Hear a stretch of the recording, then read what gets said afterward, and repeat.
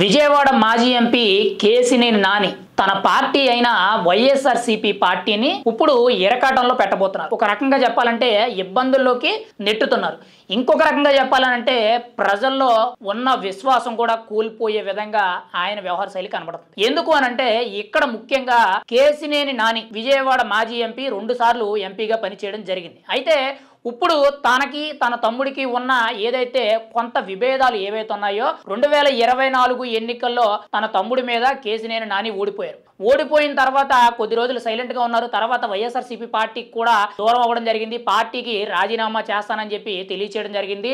Party ఆఫీసులో ఉన్న జెండాలు కూడా తీయించడం అయితే జరిగింది. అయితే ఈ మధ్య గత నెల రోజుల నుంచి కూడా చూసుకుంటే ముఖ్యంగా విజయవాడ ఎంపీ కేసినేని చిన్నితో మాజీ ఎంపీ కేసినేని నాని అయితే కొంత సోషల్ మీడియా వేదిక గాని ముఖ్యంగా కీలకమైన ఆరోపణలు చేయడం జరుగుతుంది. అది ఏంటి అనంటే తాజాగా చూసుకుంటే విశాఖకి సంబంధించి 60 ఎకరాల భూమిని ఉర్సా క్లస్టర్స్ అనే ఒక కంపెనీకి ప్రభుత్వం భూమి కేటాయించడం జరిగింది. అయితే ఆ కంపెనీ గురించి ముఖ్యంగా కేసినేని నాని సోషల్ మీడియా వేదికగా ముఖ్యంగా ఆ కంపెనీకి ఊరు పేరు లేదు, ఆ కంపెనీ బినామీల కంపెనీ, ఆ కంపెనీకి ముఖ్యంగా 60 ఎకరాల విలువైన భూమిని అంత చీప్ గా ఎలా ఇస్తారని చెప్పి ముఖ్యమంత్రి చంద్రబాబు నాయుడు గారికే కానీ ముఖ్యంగా మీడియా ముఖంగా కూడా మాట్లాడడం జరిగింది. ఆ కంపెనీలో కీలకంగా ఉర్సా క్లస్టర్స్ అనేది కేసినేని చిన్ని ఎవరైతే ఉన్నారో విజయవాడ ఎంపీగా ప్రజెంట్ ఆయన బినామీలకు సంబంధించిన కంపెనీ అని చెప్పి తీవ్రమైన ఆరోపణలు చేశారు. ఎప్పుడైతే విజయవాడ మాజీ ఎంపీ కేసినేని నాని తన తమ్ముడు చిన్ని మీద ఇలాంటి బలమైన ఆరోపణలు చేయడంతో వైఎస్ఆర్సీపీకి ముఖ్యంగా విశాఖలో భూములు ఏవైతే కేటాయించారో దానికి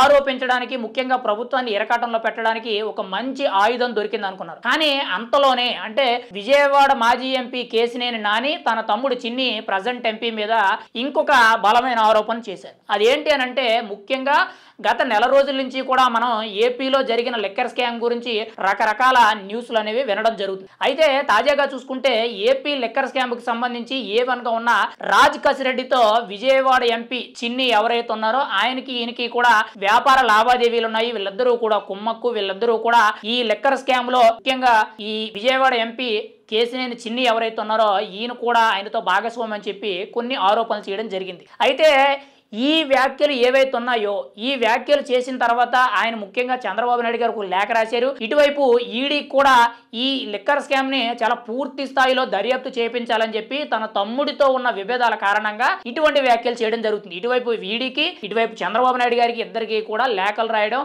ఆదేశాలు జారీ చేయడం అయితే జరిగింది. అయితే ఇక్కడ ఈ వ్యాఖ్యలు ఏవైతే ఉన్నాయో అంటే కేసినేని నాని మాజీ ఎంపీ చేసిన వ్యాఖ్యల వల్ల ఇప్పుడు వైఎస్ఆర్సీపీ పార్టీ అనేది ఇరకాటంలో పెడతారు. ఎందుకు అనంటే ఇప్పటి వరకు కూడా కూటమి ప్రభుత్వం కానీ ముఖ్యంగా సిట్ అధికారులు ఈడీ కానీ కూటమి నాయకులందరూ కూడా ఒకటే ఆరోపిస్తున్నారు. ఏంటి ఏపీలో లిక్కర్ స్కామ్ జరిగింది, దాదాపుగా 3,000 కోట్లకు పైగా లిక్కర్ స్కామ్ జరిగిందని చెప్పి వీళ్ళు ఆరోపిస్తున్నారు. కానీ వైఎస్ఆర్సీపీ పార్టీ కానీ పార్టీ నాయకులు ఎవరైతే ఉన్నారో వీళ్ళందరూ కూడా అసలు ఏపీలో లిక్కర్ స్కామే జరగలేదని చెప్పి ఆరోపిస్తున్నారు. కానీ ఇదే సందర్భంలో వైఎస్ఆర్సీపీ పార్టీలో ఉన్న మాజీ MP Kesineni Nani liquor scam జరిగింది, దానిలో నా తమ్ముడు కూడా ఉన్నాడు, రాజ్ కసిరెడ్డితో నా తమ్ముడు ముఖ్యంగా వ్యాపార లావాదేవీలు జరిగినాయి హైదరాబాద్ లో, వీళ్ళిద్దరూ కూడా ఒకటే కంపెనీలో పనిచేయడం జరుగుతుంది, వీళ్ళిద్దరికి సంబంధించిన ట్రాన్సాక్షన్స్ అన్ని కూడా చెక్ చేయండి అని చెప్పి మీడియా ముఖంగా ముఖ్యంగా ఈడీకి చంద్రబాబు నాయుడు గారికి ఈయన కొంత సమాచారం ఇవ్వడం అయితే జరిగింది. అంటే ఇక్కడ వైఎస్ఆర్సీపీ పార్టీని ఇండైరెక్ట్ గా ఇరకాటంలో పెడుతున్నారు. ఇప్పుడు వైఎస్ఆర్సీపీ పార్టీ నాయకులందరూ కూడా ఏపీ లిక్కర్ స్కామ్ జరగలేదని చెప్పి అధినాయకత్వం అంతా కూడా ఆరోపిస్తుంటే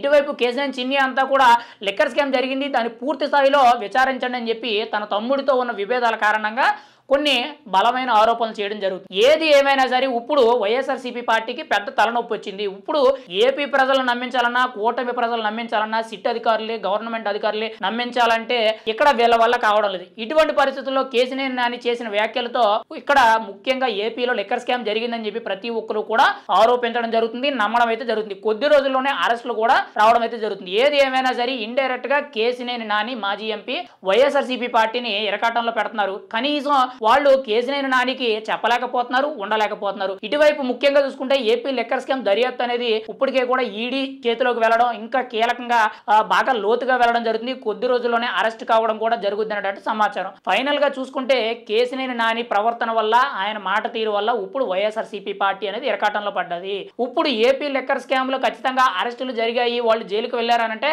ఇండైరెక్ట్ గా ఆ స్కామ్ కి కొంతవరకు కూడా అంటే ఆ స్కామ్ అనేది బయటికి ఎక్స్పోజ్ అవ్వడానికి కారణం కేసినేని నాని అని మనం అయితే చెప్పుకోవచ్చు. మరి ఏం జరుగుద్ది ఏపీ లిక్కర్ స్కామ్ వల్ల ఇటు కేసినేని నానికి ఇటువైపు వైఎస్ఆర్సీపీ పార్టీకి కొంత విభేదాలు అయితే పెరుగుతున్నాయని మనం అయితే చెప్పుకోవచ్చు.